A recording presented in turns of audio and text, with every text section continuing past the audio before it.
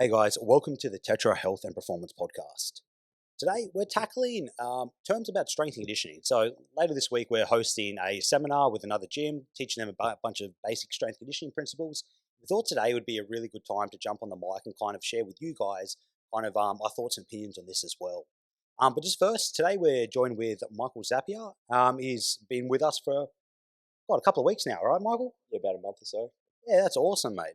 Welcome to the potty today, mate. We look forward to having you and hopefully sharing a bit of insight. It's great to be here. Cheers, mate. Uh, Yes. Oh, go on, mate. one last thing I want to do early on because I forget this every week, guys. If you like the content, jump on YouTube for this one if you can. It's going to be great. We're chucking a few slides, a few images that will really drive this home.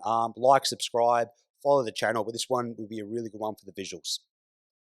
Yeah, so we've coming up in this week having a conversation with a bunch of new people new to training, and they want to get as much out of their training as possible. So when we think about people getting as much out of their training as possible, we kind of think like what do they need to know? Like what kind of information do they need to get across as much as possible? And the industry is like it's rife with information. Like you could just jump on Instagram, like TikTok, and all that, and you can find so much information. But with that information comes a lot of noise, and our job as coaches is really to start filtering that information for people and creating the biggest signal as possible, so they can start seeing where this. And the truth is this information at first is very useless, but later on down the line, when you know how to apply this information, it can be really useful. You can see an exercise, and you could be like, "Oh well, tomorrow I'm going to do that exercise." Well, that's not really like training. It doesn't really have purpose. But you could see that exercise and go, well, that would fit perfectly in this kind of training block with myself. You can be like, well, that exercise, next time I'm doing this superset and I'm going to hit my chest, I'm going to use that for this reason, and I wouldn't use that for this reason. And that's kind of the whole point of our education and what we want to get across to people is how to organize, how to program, how to know what's as important as possible. And this is where we believe it's kind of that training versus workout, or that strength and conditioning comes across like in your routine, making sure that you can kind of see, like, first of all, have a plan, right? It's probably the most important thing. You probably hear the word periodized training quite a lot, and really the periodization of training is really just having a plan, and then on the backside of that plan, not being too fixed to your plan, which sounds confusing, right? Because I think a lot of people think they have to come in and be like, okay, I have to follow everything that's on that paper. But when you know better, you know when you don't need to hit it, when you need to change things, like when things just aren't working for you, and you be like, actually, well, this exercise isn't giving me what I want. Now's the time to change. And that doesn't mean that you don't want to be changing really often and all the time, but you need to know when is a good time to do what. Some days it just feels horrible and doesn't feel great. If you got like a max effort day, like on programs, and you feel horrid, mate, you got to go off script and you got to find out. You got to kind of know a little bit what you can do to still get some stimulus, but maybe just slightly go off program. And like to have structure is great, but know how to come in and out of that structure is a skill set to develop as well. And unfortunately, it takes a bit of time. That's when if you got like a coach or someone that can help you out and provide that little bit of feedback, that's where you get like so much confidence with what to do if someone guides you through that process and keeps you towards your goals, but at the same time can pull you back or push you when you need it. I think that's one of the big benefits that we do here at Benchmark. A lot of our principles are evidence based, like you were saying before, and it's not based on like fads or anything that you would see on Instagram. It's a lot of very evidence based kind of research. So Yeah, and sometimes the cool thing is there is a fad, right? And that's integrate that fad into the training, and it doesn't have to be now. It can be like, okay, well, that actually has a place. Like, and when it does have a place and you know enough about training, you can be like, well, the exact way this person is executing this kind of like this popular thing at the moment won't work for me in this way. So you can kind of just use it as a kind of like guidance and be like, okay, well, actually, that would be fun to do, right? And that can keep training being fun and enjoyable by mixing things up. But then everything lives on a continuum, right? And it's like, do not mix things up too much, right? There's a certain amount of mixing things up, and there's a certain amount of you're mixing things up too much. Learning the specificity towards yourself and your goals is a big thing as well. I think it's very common as being a young fellow. I just looked up to the people that were bigger and stronger than me. I'm like, what do you do, man? What's your training split? How do you do this? And just copying what they did when maybe that wasn't necessarily the best thing for me at that time. And you know what? I probably never asked myself at that time, what were my goals? What am I training towards? What do I need to do? And that's a hard conversation to have with yourself if you're just starting off this journey, being quite younger, and to find someone that can help you with that and provide that direction and stimulate you to think about those thoughts is a big thing. Because it might be just you yourself. You have no sport or task or anything of that nature. It's just aesthetics, happy days. Maybe you play a sport and it's your training needs to be tailored around to helping develop you at your sport. Or maybe you've got some limitations that you need to start breaking down and improving. And maybe that's what you need to focus on. So having that discussion with yourself will really help the direction of where your journey is going to go. And if you don't know, have that moment to be introspective, or ask someone that's maybe a bit more mature or has a bit of knowledge in this industry, can guide you with how to kind of plan out a journey for yourself. Yeah, because what that person can do is they can help you find priority, for example, because lots of people go into designing a program for themselves or for other people with too many things that they want to hit all in one go. And the kind of the skill of programming is prioritizing the most important kind of features that we want to improve with someone, whether it is they want to get like fitter, stronger, healthier. And when it comes to athletes, sadly, it's not so much up to the athlete; it's up to the sport. Yeah, but when it comes to the individual who maybe isn't an athlete, then it's actually going to be more up to that individual what they want to get. And I'll give you an example here. It's like where the athlete may need to get um, like stronger for their sport. Well, they might want to look leaner, right? Well, we're going to have to go for strength first. That's priority because your goal is to actually get better at your sport. And then when someone comes to you with more aesthetic goals, well, that's when you can really truly focus them on, and on the side, we can look at getting you stronger. Right? So it's going to always come down to priority. And with priority, we have to kind of discuss like interference because like if you have too many things that you think are at the top of your priority, you sooner or later you're going to have to decide, well, this is more important because if I keep working on all of them, I'm probably not going to get enough results in enough fast enough to see my programming work. I've said this one a bunch of times, but I like this visual, and it just helps me. Being a bit of a gamer back in the day, is like you want to work on certain things, and like if you've got a character and you're developing certain skill points, it's so hard to be good at anything if you put all your skill points in every attribute that you can physically think of. So when we're thinking of a program or a block or the whole program and then phase the blocks, I'm putting certain skill points in my character in each block. I'm making my character stronger for the next 4 weeks. So my program's developing major strength attributes, and my reps and sets and my movements all are designed to, and my rest is all designed to bring that to life over the next couple of weeks. But then I want to have that in the background and then develop a new skill, and that might be power or whatever it happens to be. And then again, my sets, my reps, my movement, my rest is now all trying to develop that and have those small changes to develop those new attributes. So if I really want to see an impactful change, I've got to kind of pick a couple of qualities to develop at a time. If you're going for everything all at once, it gets a little bit less impactful. And really, like that's where the term strength and conditioning comes up. And as you hear, kind of the things that Mitch was listing there, well, we have a strength category, and inside that strength category, we have a bunch of different things. We have what something we like call power. We have actual like maximum output strength, and then we have more like things like more like your strength endurance.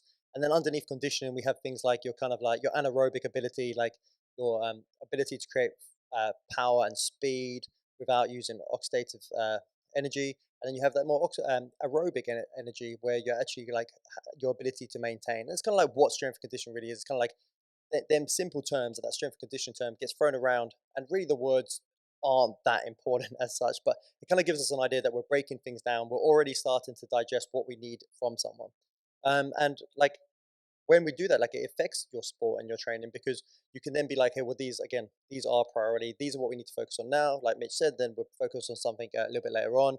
And the big idea is that periodization, like no one session, like this is a bit of a pet peeve for me, but you can't really understand a program from one session. And normally, if you love the program from one session because it gives you everything you want, it probably isn't the best thing for you anyway. Like, and that's as a self a benchmark that makes it quite hard as well because we actually are looking from a bigger lens. Like I feel like lots of people do enjoy the sessions, which is lucky for us because I feel like they maybe know a little bit better sometimes. And the idea is that you're not trying to every session, every time you train, you're not just trying to wreck yourself, right? You're not trying to destroy yourself because if you're training properly, then you need enough time to recover to repeat again. And we need to say, for example, you're training for strength. Well, next session, you better come in strong, right? You better not come in under recovered. So this is where programming and periodization comes in really, really important because we need to get the best output from the individual for what they want to get. And then we need enough time to recover from that. And then we need to do it again. And if we're not performing at our max, at our highest end state the whole time, and we're slowly just drifting and we're unrecovered, we're not being able to recover, we can't give out the output and we're not going to improve that way. So we have to make sure that the periodization, the plan, so many factors play into that plan. And that's so individualized, right? And that's that whole large lens of how are you training, how are you recovering, how are you eating, what's your social status like, are you filling your cup, and they're bigger things to learn, right? And if an individual can learn like how to adapt and their minimal effective volume and their recoverable volume, oh my god, it can take them places. Oh god, there's a couple of things. He just went back. I want to go back a couple of steps, and you said something pretty interesting, James. And we've done a bunch of programs through years of being an S&C coach, and how many programs I've done from other people, they kind of just have a program and there's no background or there's no, this is why we did this. It's just, oh, okay, let's just go through these phases and let's test your maxes at the end. Cool. But why am I doing A, B, C, D? What's this actually eliciting? I don't think I've seen many programs where they actually like kind of go into depth with the overview of what the task is. And I wish there was something that was done more in the industry, so you actually knew what was happening and why they've made these decisions. Because it's one thing to have a fun program with some funky things in it, but it's another to know that it's been put in the right place to potentiate the next phase, to potentiate their next phase, to elicit a better response with this athlete. Yeah, I've just got a really quick analogy that I want to throw in there, and I love this analogy. It's a really good one. It's like the difference between being a chef and a cook. And the idea here is you have a cook. Well, a cook, what the cook can do, he can follow a recipe. Well, you kind of want you want as often as possible, you want your trainees to be cooks, right? You want them to follow the kind of recipe you gave them. And then your job is to be a chef. And what chefs do is they might follow a recipe, but they change things up, they experiment, they play with things. But to the point where as I change things up, I'm asking questions. I'm changing things up because of like how it tastes, the recipe, right? Oh, that tastes a little bit funny. Well, I'm going to sprinkle in a little bit of salt. I'm going to sweeten that up a little bit. Because as we're training, it's really important that we ask these questions. We say to our clients, we say to our trainees, like, why do you think you didn't achieve what you achieved the same day last week? And they'll say something along the lines where I feel tired. And then we have this kind of agile approach to our training when we go, well, how about we have that day off after this session because that seems to fatigue you. And if it obviously it's within what they can do, because it's better to get the sessions done than not get them done at all sometimes. And we've got to play around with what they're capable of doing. But when you ask these good questions or you get the taste for the exercise from them, and then you can kind of be like, okay, well, this is what we need to change up for them. And it's really important that we take that agile approach. And I think kind of that chef versus cook mentality is really Nice. good. And if you can train your clients, your trainees to actually become chefs, then you're winning, right? Because then they can make these adjustments themselves. That's beautiful, right? Education is such a powerful thing in that beginner / intermediate stage. Michael, I'm curious. Have like been quite a few years into your degree at the moment. How's the uni been with educating you on these sorts of topics at the moment? Yeah, so uni has really taught us. They're really drilling into us like a key philosophy that like exercise is really good. It's like a medicine kind of thing. So a lot of people think of strength training as in I can get stronger, I can achieve all these goals, but a really underrated goal of training is it reduces injury, and so it's kind of used as a means to like make people stronger. Um, and really, it's all about experimenting with the type of exercise, whether it's strength or hypertrophy, or even the intensity of exercise, and understanding why that works for you. Just a bit of background with Michael. So he's in his what year? Third year. Third year of exercise physiology. So exercise physiology is pretty much that, right? They're looking at how exercise affects the physiology of the human, and you can say with what he just said, it's kind of like it does make you stronger, but also like with most medicines, like they're actually the pathways of the medicines that you take. Exercise has very similar pathways quite often, and that right kind of exercise can be that more potent dose for that individual. And it's actually quite incredible what exercise can do to people's bodies, right? Like it's not just like injury prevention. It's also like your body is changing. You're giving yourself like a stimulus. And again, that stimulus is actually what most people misunderstand is that stimulus is actually breaking you down a little bit. Like it's actually having a kind of in a sense, a negative effect on you. Like you're getting broken down a little bit. And then when you break down, you just break down just enough to have some time to recover and then come back up. And we call that super compensation. It's where you actually got smashed down a little bit, but you had enough time to come up and be better. Next time you challenge yourself, you're actually capable of more, right? So yeah, and it's not just the simple pathway of. I think we all get quite. We look into this too much, but it's not just building muscle. Muscle is a really good like sign of like your morbidity, mortality. But at the same time, it's just not just about building muscle. That like the person that might not hold as much muscle on will still get tons and tons of benefits. It doesn't have to be just growing muscle. Unfortunately, I think that's one of the most popularized thing, right? Like that surge of bodybuilding in like the 80s. I think it's kind of where like has stolen a lot of the attention, and that's why people kind of see health and fitness as being massive and jacked. But like as just salute, that's like one quality. Muscle mass is so important and one of a great thing to have. You don't need to be the size of a house. Just increasing your lean muscle mass by like a couple of kilos can be huge and have such an impact on your health and wellness. But there's so many other factors to look at.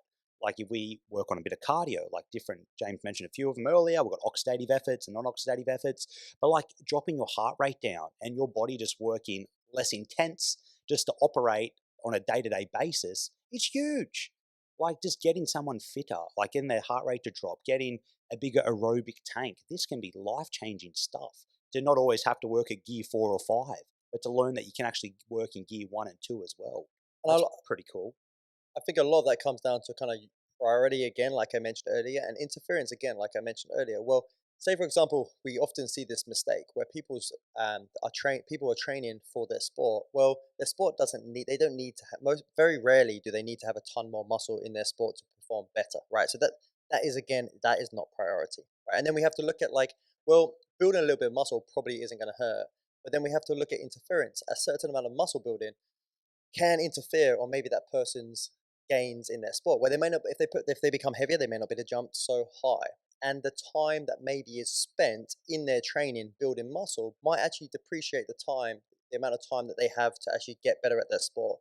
So they're two really important words, I think, in strength conditioning, and that is priority and interference. And we have to look at how we're programming again to make sure that we're not affecting the most positive outcome in the shortest amount of time. Cool. Let's touch on one of the biggest things, like training v working out. So we touched on this slightly earlier, but like not having a direction and just going in on vibe and going, hey, what do I feel like today? It has some carryover and you'll get some stim, but you're leaving a lot on the table. So this is like going into the session without a plan, no real structure. You just kind of vibing in the day, what you want to do. You may be watching someone copying a few things or doing some things you saw on the internet and kind of gluing it all together. Don't get me wrong, you're moving your body, you're doing something, praise, power to you. But if we were to not just be working out, to now be training, to have a bit of structure, to kind of know what we're doing with our day, to kind of know what attributes we want to develop over the next couple of weeks, well, now we're starting to narrow in what we want to work on and starting to find a laser bit of focus to what we want to develop. And that is when you're going to see some real stimulus start to happen and some real changes happening. And now, it's jumping the gun here a little bit, but then if you can pair that with your nutrition and your sleep and all that sort of stuff, holy shit, you're going to see some beautiful stimulus.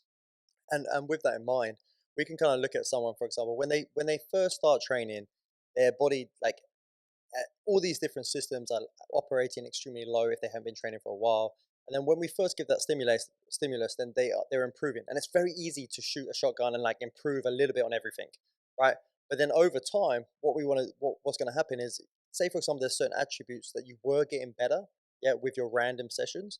Well, they might not get better anymore because the dose might not be specific enough. So you might not be hitting them frequently enough. Yeah, you might not be hitting them hard enough when you do. You might not be having enough what we call progressive overload, where you're actually making sure you're getting more volume or more intensity on that individual thing again. So at first, nice, right? You're probably you can improve in 20 different ways when you first start training, but you better make sure that you're more specific to what you want to get as time goes down the track. That's cool. You know what? One of the best things about that is, again, speaking to someone that might be can provide a bit of structure, someone a bit more experienced that's been maybe going to the gym for a while, a coach, a friend, or that's maybe been doing it for a few years, and they can easily kind of explain phases or blocks. Or better yet, you can dive into our podcast library and listen to some of the putting on muscle mass, dropping body fat, energy system, breathing. We've got a lot of great content out there. You can kind of glue this together and build your own bit of program. But yeah, again, having a goal, having an intent, and then working backwards from that and getting to where you want to go, that can be huge. And like you can spend 3 to 4 weeks in each block, maybe a bit longer, maybe a bit shorter, but they're just a nice little timeline. And you can play around with your sets and your reps and your intensity until you kind of get exactly what you need to develop. Yeah, Mitch just mentioned then is what we call reverse engineering. So, say for example, you have a time frame in which you want to get a result. Well, you have to kind of imagine that in that time frame, say for example, in 12 months' time, you're this type of person, and then you have to be like, okay, well, I'm here now. I want to be that person there in 12 months' time. So how am I going to reverse engineer that? Well, the, the week before that, what do I need to have? What qualities do I need to have? and then how am I going to get towards them? And you kind of slowly start building up your program, and you can kind of see you get back, and when you have a good understanding of stimulus and adaptation, because you have to kind of understand what is capable in a certain amount of time, right? So many people think there's a lot more you can get out of a much shorter period of time, and most of the time it's not. And say, for example, I am planning a 12-month period. Well, I'm going to have these little points where I check my KPIs, right? It's going to be like my key performance indicators, like after 3 months, am I on track? Right. Well, I'm not on track. Well, I might have to move my end goal if it's movable a little bit further down the line, or if it's capable, I might have to speed things up a little bit. I might have to put a little bit more work in, and you're going to have to continuously. It's all about asking the right questions when it comes up once it comes to training. And I think that's the biggest issue between training and working out is people working out aren't really asking themselves any questions to improve on the next session. And one of the biggest things we have with training is the program's even written down for you in the first place, or you're writing down the program as you go to make adjustments. And with working out, that's very rarely the case. I'll give one shout out to like working out. There are like, if you have a plan a lot of the time, you like to phase in and out. If you need periods of just, you need to not have a program and you need to just actually experiment and play around, there are times when that's good for a couple of weeks. And like if you need to deload and come off some intensity and you just want to muck around and play with some stuff and experiment, that's cool for small bouts. But know that you will not be, it's harder to develop certain qualities when you're just mucking around. But I get it from a mental kind of standpoint to funkify your training. Sometimes that's needed. Or if you personally want to experiment with stuff, that's not a bad time to do it either. But most of our training should have a purpose and a bit of structure. Like, I'm going to give a random percentage, but the old 80-20, right? Most of the time we're on plan and we're working certain attributes. Yep, well, that moves perfectly over to what we briefly touched on is the principles of strength and conditioning, because really overarching, like what makes a training program and what it just becomes a workout is that we have two things. We have progressive overload and we have specificity. And progressive overload is really, like we kind of spoke about, the ability to keep shooting the bar that little bit higher in with the quality that you want to improve. So let me give you an example of that. It can be, okay, well, strength is my main indicator. It's the really thing I'm a power lifter or something like that. Or I just want to get brutally strong. The idea is that like if I move 100 kilos today, then at some point in the next few weeks, I should be moving 101, 102 kilos, because strength is going to be my main indicator of my progression. Well, progressive overload can also come in volume. So it can be more along the lines of, okay, well, I'm trying to build muscle, then I want to make sure that I can do a little bit more work each week. I want to overload the muscles a little bit more. And it can be like we're obviously we're talking in this kind of sense where it's more sporting, where it can be that I can keep up my very specific kind of which is getting over to specificity in a second. I can keep up these kind of frequencies for not 20 minutes anymore, but I can keep up for 30 minutes. So I'm getting a little bit more game conditioning, right? I can actually like sprint for 10 seconds, rest for 20, sprint for 10, rest for 20 for a longer period of time. So progressive overload looks and is many different things. It can also be a skill based. It can be like difficulty based. It can be so many different things when it comes to training. And I think often people again overshoot the volume and intensity side of things too often, and they don't see the other sides of progressive or cheating progressive overload. Because lots of people think just putting more weight on the bar will always mean that they've moved that weight better, but quite often you'll just see the range of motion decrease, yeah, or you'll see like the stretch shorten and cycle speed up, which can be a good thing, but often you're not actually seeing what's actually happening in the underlying mechanical changes. Best example, watch a 24/7 gym leg press. Yeah, yeah. That is like the most shorted range of motion movement I've ever seen when they chuck on all the plates and it's looking theatrical and you see like almost like a calf raise. It's like, come on, man, get some range in that bad boy. But that's a big thing, right? Movement quality should be held to a certain standard. And if you can maintain that standard, then we can jack some weight on and some volume and that sort of stuff. But having a kind of standardized effort of how you want to move and sticking to that and then adding the extra load on intensity, that's where you want to kind of have your backbone with your progressions. Yeah, and it controls. Sorry, Michael. It controls the KPI, right? So if we have if we're doing like we only want to change one variable really, and if we're going along strength, I want to make sure I've got the same range of motion, I have the same kind of tempo as I progress, and then all of a sudden I want to be able to like use a heavier weight for that same tempo, that same range of motion, and that's true proof that I've actually increased strength. A good way to measure our progressive overload is through tracking. So by tracking, I mean writing down the intensity and volume of training you're currently training at. So it allows us to assess if we've made improvements. We need to know if you're achieving our goals. And it's fine if we haven't, but tracking allows us to see why, or how can I improve or make adjustments to help me meet my needs. Oh yeah, man. And like, God, bang my head on the wall sometimes with some people. You're like, why won't you track? It's like instant like improvement and data. Like going like, dude, I'll remember this. I know you won't. You're a cheaty lie. You will not remember this. I'll ask you in a week time, and you will absolutely make it out of your And ass. whether or not, yeah, exactly, whether or not you ask them or not, the answer is not what you want. And I'll give you a good example of this is in court. They used to actually take it, like so in trials, they used to take the actual eyewitness at a really high level. And this to this day, with all the research that's come out, we now know that it's actually not to a higher level. So they don't in court, they don't take it to such a high level as they used to, because they understand the human brain, like with suggestion, with all these things, can get very, very confused. And I think tracking is like with what we're talking about at the moment, it's like making sure you're keeping the same range of motion, making sure you're kind of understanding the intensity of the reps is so important, because what I do with my tracking and what I encourage as many people as possible to do with the tracking is if I write a rep down, I'll write 3 reps, 4th rep got pretty messy, 5th rep I lost range of motion, couldn't keep tempo, tried to bounce it.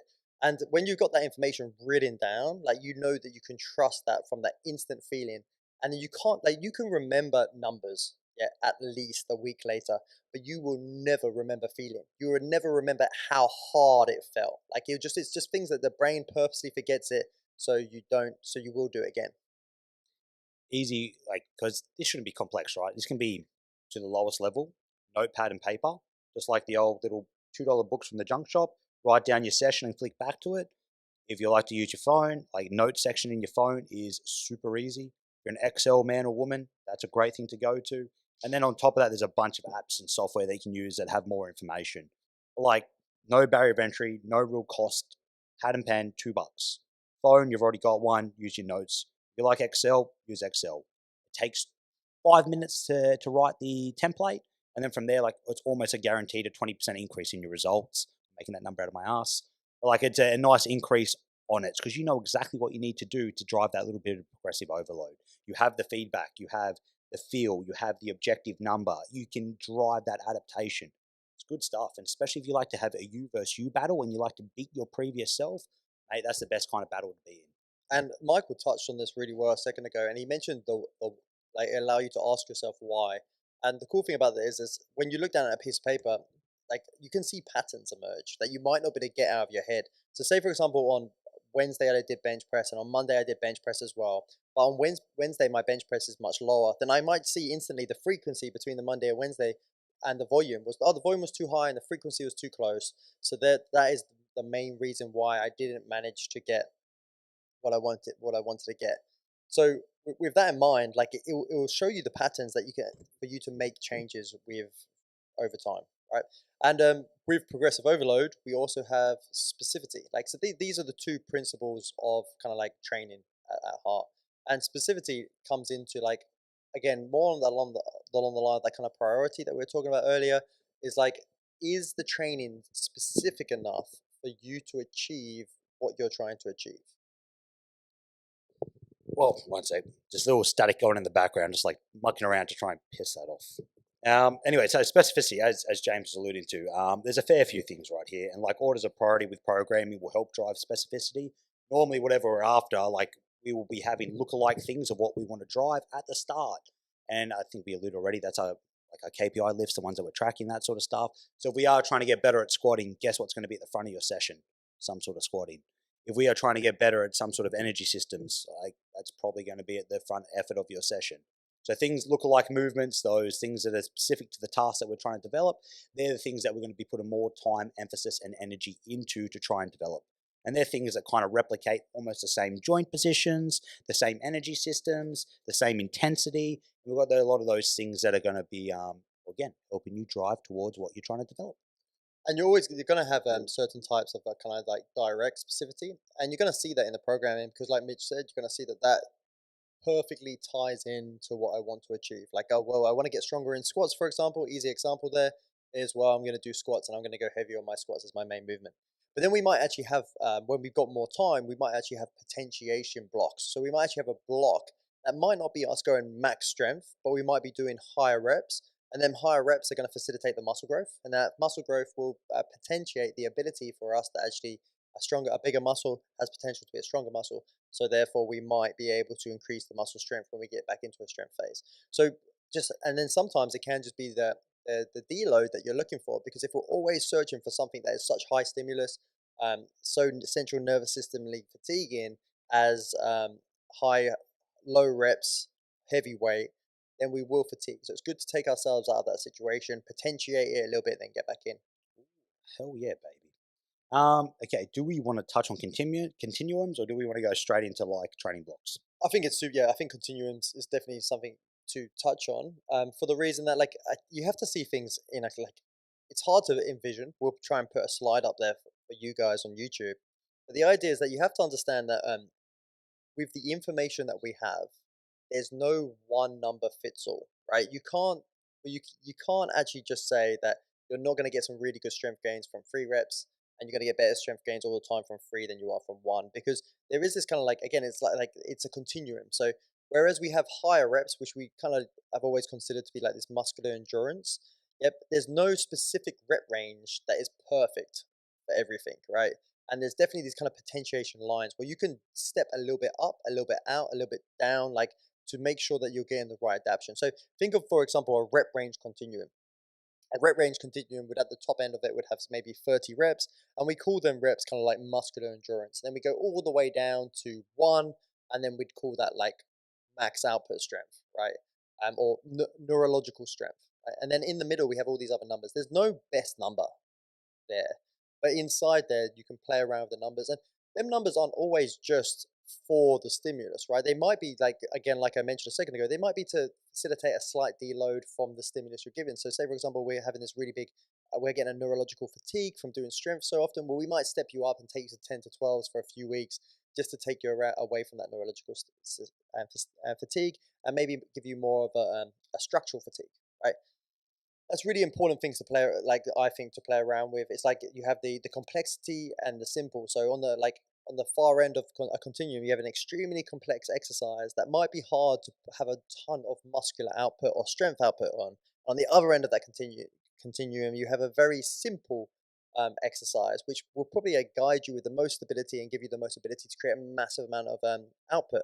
But we have to play around with stuff in the middle at different times, right? We don't always just want to be super simple and drive off massive amount of neurological. We want to sometimes take the exercise and make them a little bit more complex, and we can control the neurological output there as well. And then these continuums pretty much live on everything. And I think people miss the idea because they're so fixated on, oh, well, this is the numbers that someone told me I must do, right?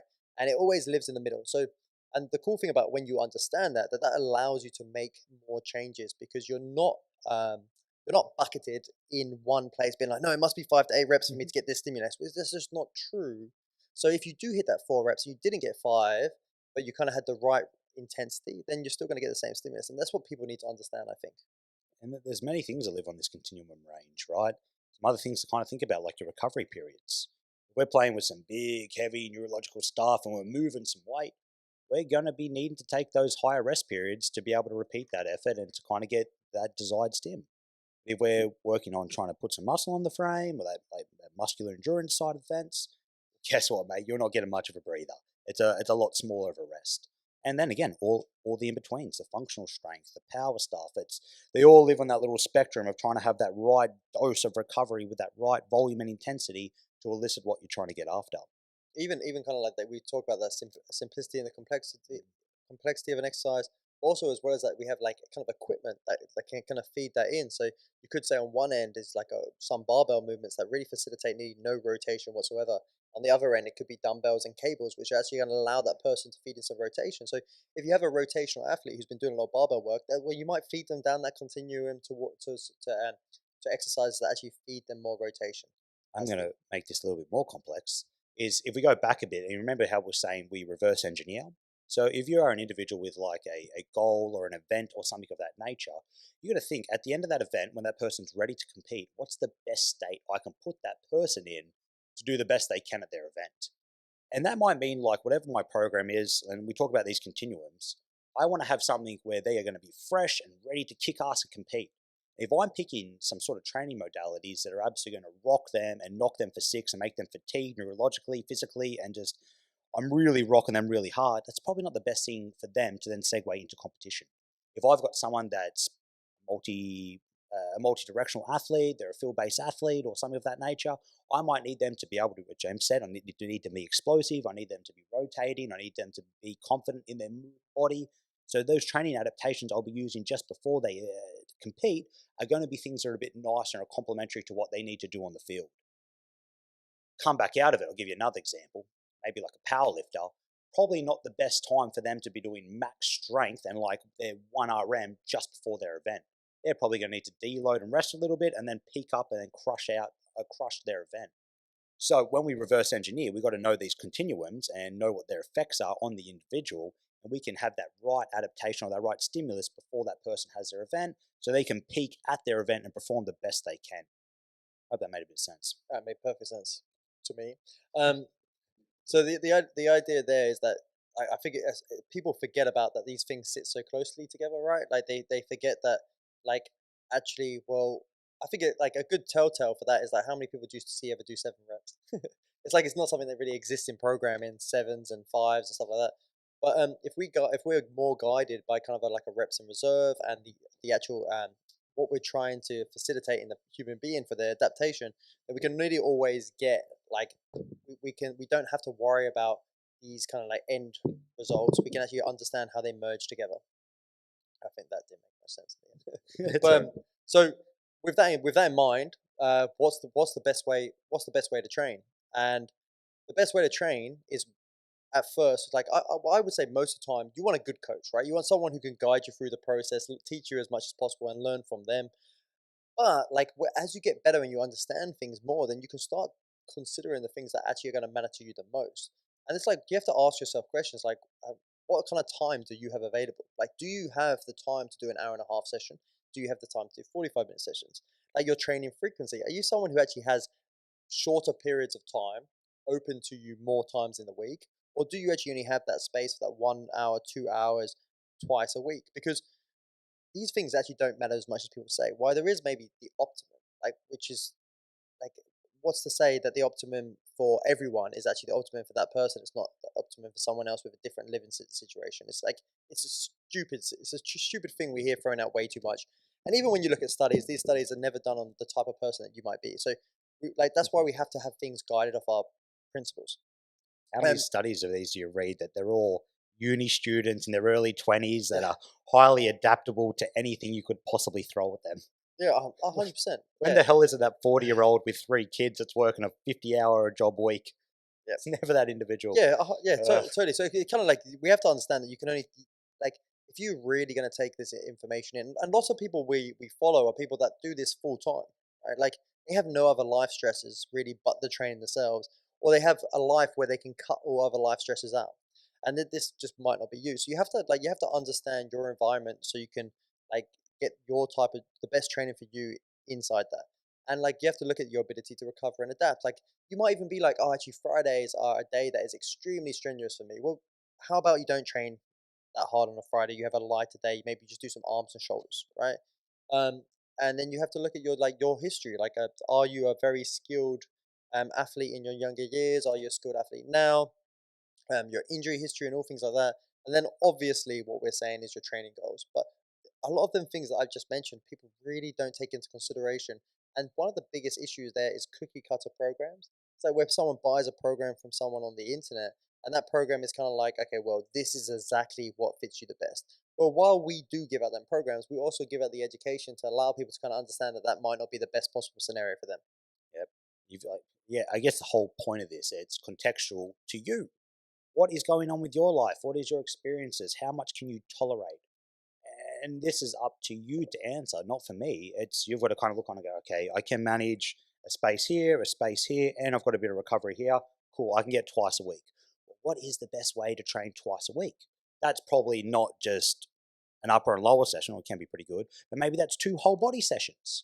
Or if I have a few more days at my disposal and I'm a bit more of a skilled athlete, well, that might, a skilled individual, that might open up some different types of training for me. There's many different ways to train. There's no one, I hope that's what you understand out of this. There's no one perfect way for anyone. It depends on you, your training level, what your goals and targets are. There's many different ways to get this done. There's like whole body sessions, there's upper lower sessions, there's bodybuilding sessions where it's like chest, back, leg day, arm day, shoulder day. Powerlifters only do 3 lifts forever for their whole life. Upper lower sessions, front of the body, back of the body. There's more. But like there's so many ways to do this, but it's so contextual to what do you represent, how much free time do you have, and can you adapt and recover from the training that you're throwing at yourself?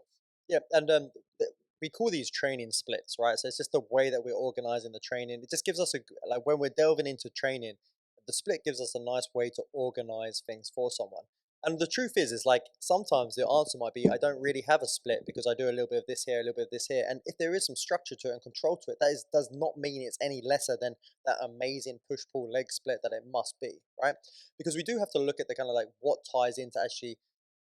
First off, like it's easy to explain things from a muscle building point of view, but it's also these things that you have to consider again. We go back to the beginning where we discuss what is your goal? Is it training for a sport? Then what kind of stimulus do we have to provide? And quite often that stimulus is going to come down to that progressive overload, the specificity to it, and then we're going to have to look a little bit deeper. We might actually have to look at the frequency in which you perform that.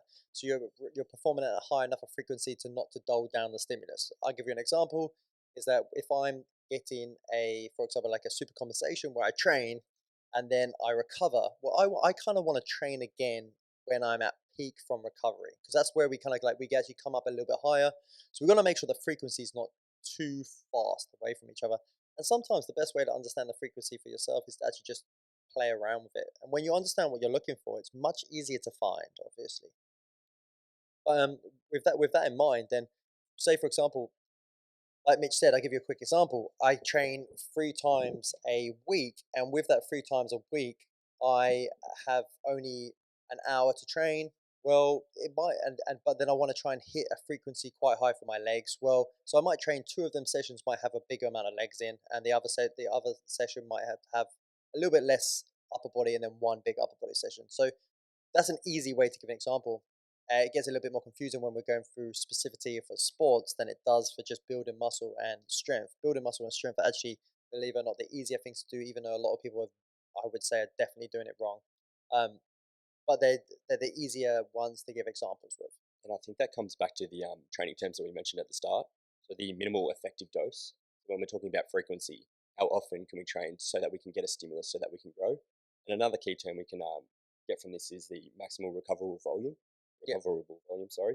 And that's we don't want to be overtraining. So we want to hit the certain amount for our level of training and our goals so that we can allow ourselves to come into the next session ready to go, ready to lift. Yeah, Michael, amazing point. So like what we're touch on now is like we got tools, right? So once I've got a split and I've kind of go, okay, well, I've looked at my calendar. I know that I can do these days. Then we have to actually look a little bit deeper into the program. We have to be like, okay, well, how am I going to put exercises in there? And then we have these different tools to facilitate different things. And some of the terms, like for how we're going to train, is what Michael just touched on, is like your minimal effective dose. And that's the least amount of work that you can do to get a stimulus, right? The stimulus is very small. It's probably it's the least stimulus you can pretty much get.